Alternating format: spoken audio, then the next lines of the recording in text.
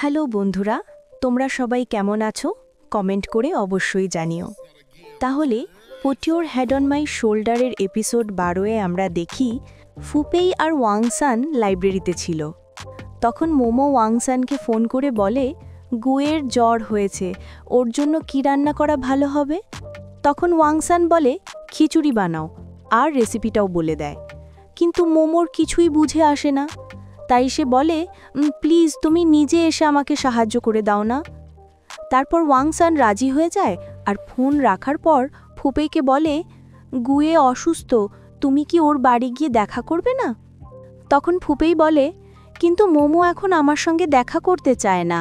কিছুদিন আগে আমি ওর সঙ্গে দেখা করতে গিয়েছিলাম, কিন্তু সে আমাকে আবার আসতে নিষেধ করেছিল। তারপর দৃশ্যটা বদলে যায়।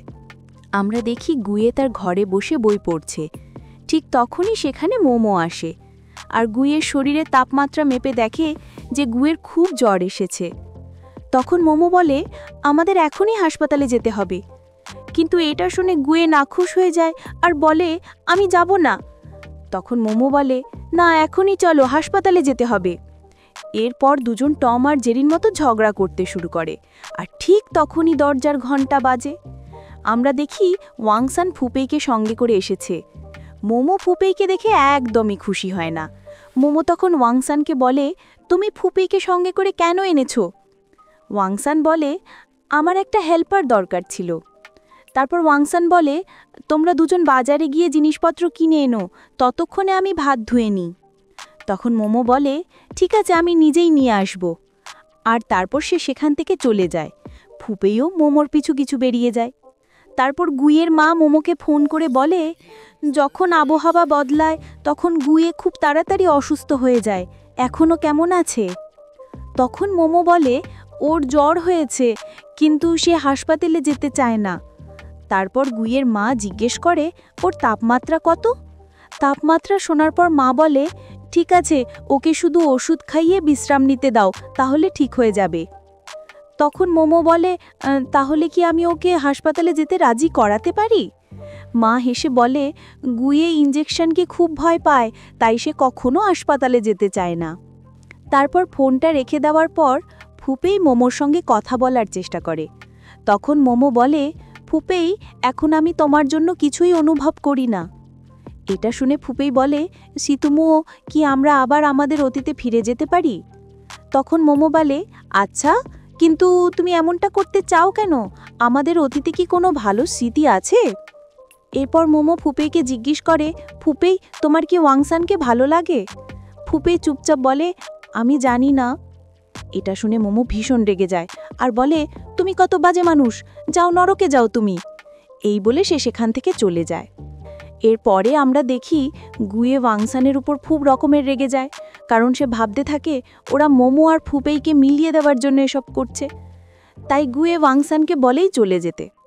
তারপর আমরা দেখি মোমো বাজার করে বাড়ি আসে এবং দেখেন গুয়ে সোফায় বসে আছে আর ওয়াংসানও চলে গেছে।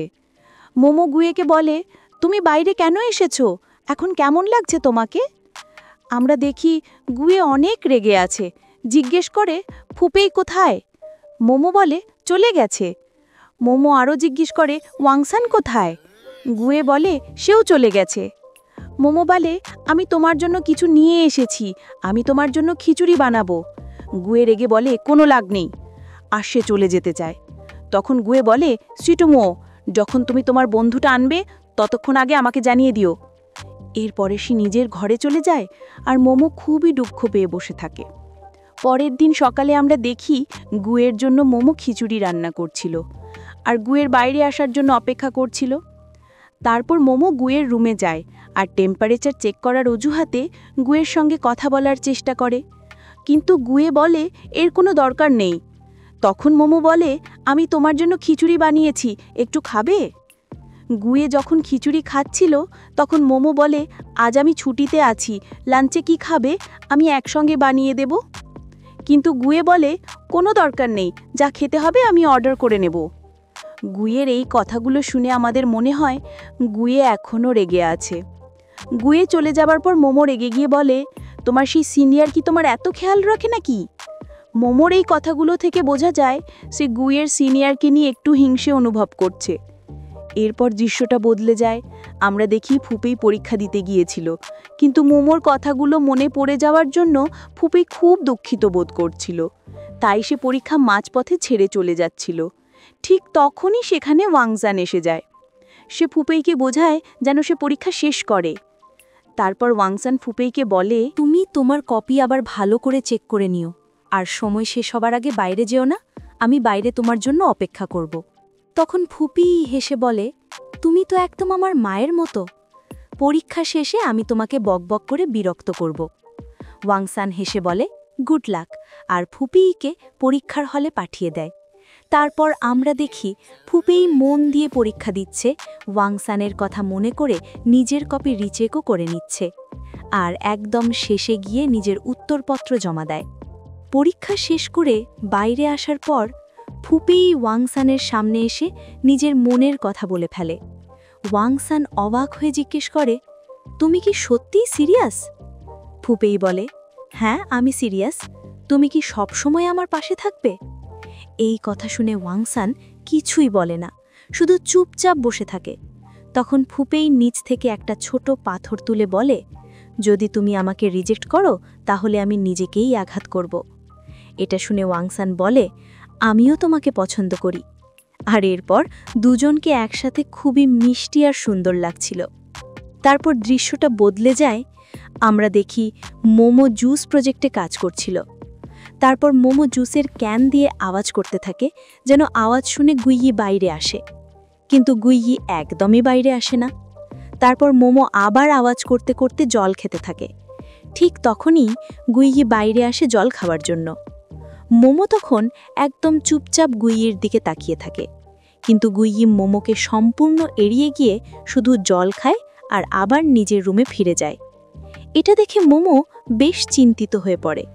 কিছুক্ষণ পর দরজার বেল বাজে। তখন মোমো বলে, ওহো, এইবার তো সত্যিই খাবার অর্ডার করে ফেলেছে। মোমো দরজা খুলে দেখে ইউইন এসেছে, আর মোমো তো ইউইনকে একদমই পছন্দ করে না। তারপর মোমো গুইয়িকে ডাকে, আর গুইয়ের রুম থেকে বেরিয়ে এসে মোমোর দিকে একবারও না তাকিয়ে সোজা ইউইনের কাছে যায়। গুইয়ের এমন আচরণ দেখে মোমো খুবই শক খেয়ে যায়। সে গুইয়ের সঙ্গে কথা বলার চেষ্টা করে, কিন্তু গুইয়ি তাকে সম্পূর্ণ উপেক্ষা করে শুধু ইউইনের সঙ্গেই কথা বলে চলেছে। এটা দেখে মোমোর খুব খারাপ লাগে, আর সে হিংসাও অনুভব করতে শুরু করে। গুইয়ি আর ইউইনকে একসাথে দেখে মোমো আর সহ্য হয় না, তাই সে উঠে বাথরুমে চলে যায়। বাথরুম থেকে ফিরে আসার পর ইউইন মোমোকে জিজ্ঞেস করে, আমরা বাইরে খেতে যাচ্ছি, তুমি কি চলবে? গুইয়ের ঝুলে থাকা মুখ দেখে মোমো হালকা রাগে বলে, না আমি যাচ্ছি না, তোমরা উপভোগ করো। আর তারা দুজন চলে যাবার পর মোমো বলে, আমার তো ভীষণ খিদে পেয়েছে। তারপর আমরা দেখি গুইয়ি আর ইউইন এক রেস্টুরেন্টে এসেছে, কিন্তু গুইয়ি সেখানে বসেও শুধু মোমো সম্পর্কেই ভাবছিল আর বারবার মোমোর মেসেজ চেক করছিল। গুইয়ি কিছু না খেয়েই হঠাৎ উঠে চলে যায়। এটা দেখে ইউইন খুবই চিন্তিত হয়ে পড়ে।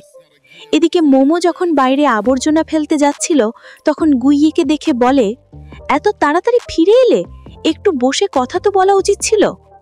তারপর গুইয়ি মোমোকে আবর্জনা ফেলতে সাহায্য করে। ঠিক তখনই গুইয়ির ফোনে একটা কল আসে, আর যখন মোমো জানতে পারে যে ফোনটা তার সিনিয়র করেছে, তখন সে একদম রেগে আগুন হয়ে যায়। বাড়ি ফিরে আসার পরও মোমো গুইয়ে ইউইনকে নিয়েই ভাবতে থাকে। মাথায় যেন শুধু ওদের কথাই ঘুরতে থাকে, আর সে পাগল হয়ে যাচ্ছিল। তখন হঠাৎ মোমোর হাত থেকে মগটা নিচে পড়ে যায়। আওয়াজ শুনে গুইয়ি বাইরে এসে জিজ্ঞেস করে, কি হলো? মোমো বলে, আমি মগ ভেঙে ফেলেছি। গুইয়ে তখন বলে, আমি পরিষ্কার করে দিচ্ছি। এটা শুনে মোমো বলে, প্রয়োজন নেই। তারপর গুইয়ে উঠে দাঁড়িয়ে মন দিয়ে মোমোর দিকে তাকাতে থাকে। মোমো তখন অবাক হয়ে জিজ্ঞেস করে, তুমি কি করছো? গুইয়ে হেসে বলে, চেক করছিলাম পরিষ্কার হয়েছে কিনা। এটা শুনে মোমো মগের টুকরোটা নিচে রাখে আর একটু রাগের সুরে বলে, পরিষ্কার করার কাজও কি তোমার সিনিয়রকে দিতে পারবো না নাকি? গুইয়ে তখন বলে, ও তো ল্যাব একদম পারফেক্টলি পরিষ্কার করে, কিন্তু তোমার এসব জানা কিভাবে? এটা শুনে মোমো আরও বেশি রেগে যায় আর বলে, যাও এখান থেকে, তুমি এখন আমাকে বিরক্ত করছো, যাও। তারপর আমরা দেখি মোমো যখন কাজ করছিল তখন মাইক্রোস্কোপের দিকে তাকিয়ে সে আবার রেগে যায়। ওদিকে গুইয়ি অনলাইনে সার্চ করছিল, কোনো মেয়ে হঠাৎ পাগল হয়ে যাচ্ছে, এর মানে কি? পরের দিন গুইয়ি ল্যাবে আসার পর ঝাউলি গুইয়িকে জিজ্ঞেস করে, মাইক্রোস্কোপ কোথায়? গুইয়ি বলে, আরে আমি আনতে ভুলে গেছি। ঠিক তখনই প্রফেসরও আসে। প্রফেসর আর ঝাউলি দুজনেই গুইয়ির মুখের দিকে তাকিয়ে বুঝে যায় যে আজ ওর মুড একদম খারাপ। তারপর তারা দুজন মোমো সম্পর্কে কথা বলতে থাকে।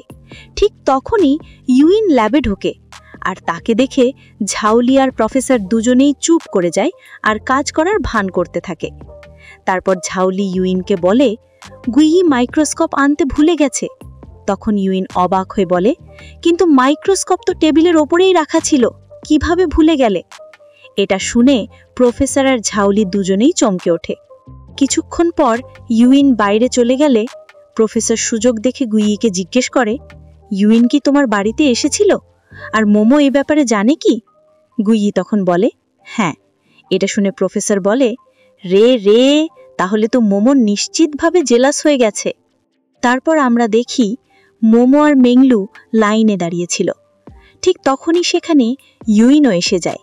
এরপর যখন মোমো আর মেংলু ক্যান্টিনে বসে খাচ্ছিল তখন মেংলু মোমোকে জিজ্ঞেস করে, ও মেয়েটাকে দেখতে তো অনেক সুন্দর।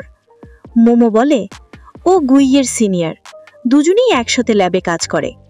তখন মেংলু আবার জিজ্ঞেস করে, মানে গুইয়ে তো রোজ ওর সঙ্গে থাকে, তোমার এতে কোনো সমস্যা হয় না? এটা শুনে মোমো একটু গম্ভীর মুখে বলে, বকবক করো না, আমার কেন সমস্যা হবে? তখন মেংলু মোমোকে সাবধান থাকতে বলে আর নিজের জন্য খাবার নিতে চলে যায়। মেংলু চলে যাবার পর মোমো দেখতে পায় ইউইনও সেই একই ক্যান্টিনে এসেছে। আর এখানেই এপিসোড 12 শেষ হয়ে যায়। তাহলে দেখা হবে পরের ভিডিওতে।